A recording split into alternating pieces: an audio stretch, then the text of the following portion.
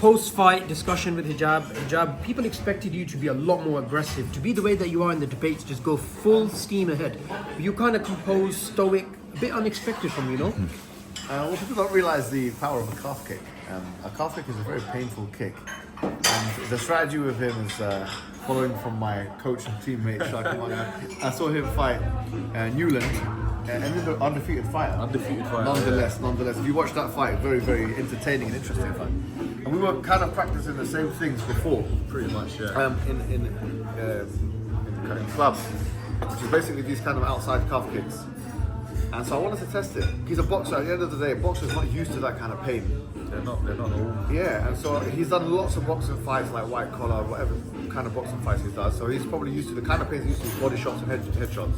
He's not used to leg kicks. You know what I mean? But he took a lot of damage. Don't you think that he took a lot more than you expected? He seemed to be a lot more resilient as well. He was very, very durable. You've got to give him that. He was so resilient with his. He changed stance. I saw him wincing. That's why I just thought, if you're doing something, if something is working, don't change it. You know, and it was working. I was hitting the same spot over and over again. He had to change stance. I don't know if anyone picked up on that, but he had to change stance because obviously the front leg was taking a lot of damage, so he needed to change legs so that wouldn't take as much damage. So I started throwing kicks, inside leg kicks, and maybe body kicks now. But yeah, I think the kicks were the answer to his problem. Well, the problem that was really. And one of the things I felt about him is that he had a knockout power. He had an ability to do serious damage, and the reach wasn't really helping him. But did you feel that he had that strength? Because there were a few times that there were near misses. Oh, he hit me a couple of times, to be honest, and they did connect. Look, he's a heavyweight. You've got to respect any heavyweight's power. Do I think he's a bona fide, Shah Kamali style like knockout artist? I don't think he's on that level, to be honest. But you would never disrespect, a heavyweight. Because any heavyweight can knock out any other heavyweight. Just look at the UFC. Almost every heavyweight at the top level has been knocked out or has been TKO'd. And that's because statistically, the numbers of knockouts for heavyweight fighters is much higher than the lower categories. It's just the weight and the power and the punch is more.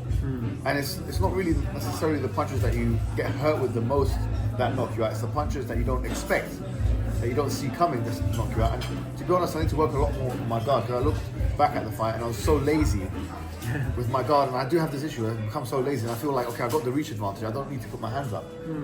If the guy is tall like me, maybe I will do it, but if he's not, I thought I'll just far away. But then he can close the gap really quickly, and that was where the danger was. But to no avail for him, actually.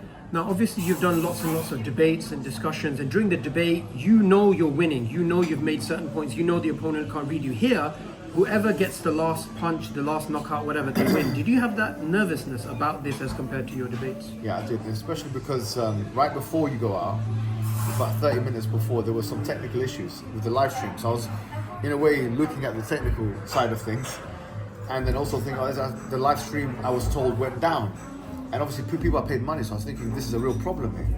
So because everything was up in the air in that way, I started to become quite nervous. But it is similar, but I think the fighting is more. The fighting is more. Now, your post-fight speech was actually really good. It was quite philosophical, and you used this as an opportunity to call out someone. Yeah. So, what are your thoughts on using these avenues? It's just unconventional, novel. I mean, I was usually doing it in some kind of a studio or something like that, where I say Ben Shapiro but so doing it, seeing a guy with his shirt off and a medal around his neck and hundreds of people around him, cheering and chanting, and emasculating him and goading him, I think has a flavour to it which wouldn't be there if we did it in a studio. All right, brilliant. Last question. I asked you this before the fight, the day before. I asked you, what about your opponents that you've debated and you've humiliated? These atheists and Zionists and all the rest, they must be waiting for you to get knocked out. Does that make you nervous? Or, I asked you this sort of question and you gave me a really interesting reply. Do you remember?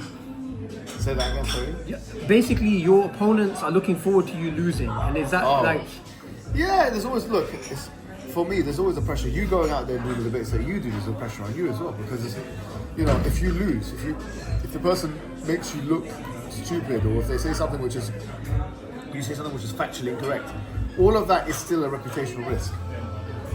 So every time you do anything worth doing in this life, you're taking a risk. Nothing in life worth having comes easy. and nothing worth having comes without risk.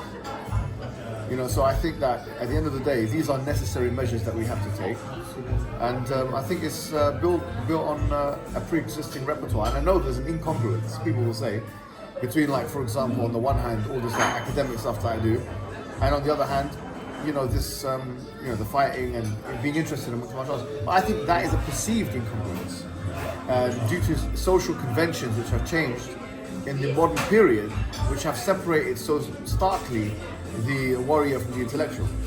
And I think that we should bridge the gap a little bit more with these two things. Because this being a gardener in a battlefield is not the same as being a soldier in a garden. Absolutely. And it's better to be the latter than the former.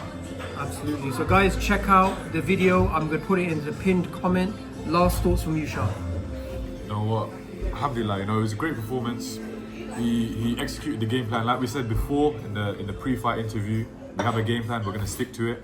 You know, snap kicks were a big part of that game plan. The calf kicks were a big part of that game plan. We've been working in the last 7-8 weeks on this game plan, and alhamdulillah, mashallah, brother Hijab executed it perfectly. So, we're looking forward to the next one. The first one is always the one where you have to get your nerves out of the way. Things might not always go according to plan. We had to wait an extra half an hour. And in that time, it can be quite, nerve-wracking. I was meant to be out by now. I was meant to have my fight over with. Things are going wrong with the live stream. All sorts of things are going wrong, And you've warmed up, and then all of a sudden you've gone cold again, and you've got to go back out there. But he dealt with it really well. We have a team around. Where we're giving him positive feedback. Yeah, we're telling him, I have to, on this point, actually, I want to thank you, Shah, honestly, for your moral support, but also for the technical support, and also Mario Pinto, who Yes. I forgot to mention in the end, because I was mentioning all the coaches. Muhammad told us, "Man lam yashkur an-nas lam yashkur Allah." Whoever doesn't thank the people doesn't thank Allah. So I was trying to think of all the people who have helped me in this process, and I forgot to mention Mario Pinto, who's a UFC heavyweight, and he was very instrumental in the sparring rounds, and also in general, he's a great person to work with, and obviously Shah as well, helping with the psychological element of it and also the technical element. yeah. I wish we could have got more candid footage, because he was overthinking like crazy. He was asking all sorts of questions. I was telling him, listen, Don't need to you're know about that. you're overthinking it. Well, Alhamdulillah, it's a great process, and I'm really glad and honoured that I was a part of it.